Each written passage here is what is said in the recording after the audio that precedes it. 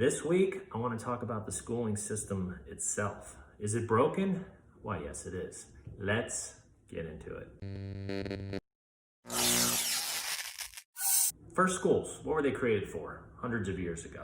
To pass knowledge, skills, and traditions to the next generation, to make sure that those people growing into their young adulthood had something that they would be able to use for the rest of their lives to actually earn a living, become their best selves, and be happy, right?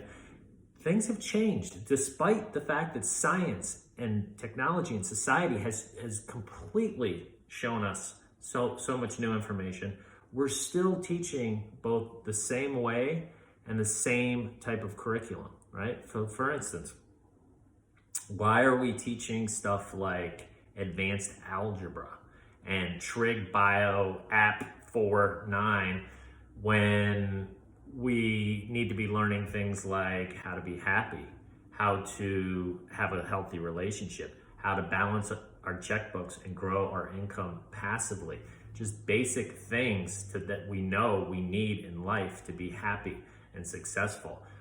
The system just hasn't changed in hundreds of years. And it truly is sad because there's always going to be the kids that are going to excel in this kind of cube model of this one classroom fits all, one size fits all, scoring based system where some people will do well and then others are going to feel less than and that they're failures. I was one of those people.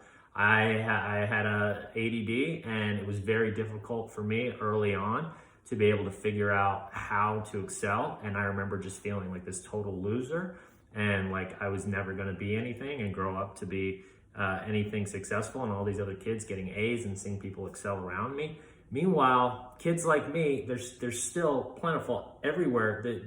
I had my own special talents and I had to figure that out on my own. I had my own passions, my strengths, and I had to figure out how to nurture them. Luckily, I had hit my rock bottom early enough in life, in college, as many of you know, that I was able to then turn it around and have this serendipitous moment where I discovered life didn't have to be this way. And I made it my mission to reinvent myself, which is now what I'm trying to do with others and help others that might have been struggling the same way I do. So, if you have kids that are in the system, or if you've been through the system itself, just remember, Mark Twain, my man, said, "I've never let school interfere with my education. Schools teach basic knowledge, but life requires wisdom. It's dangerous to conflate the two because one earns you a living and the other makes a life."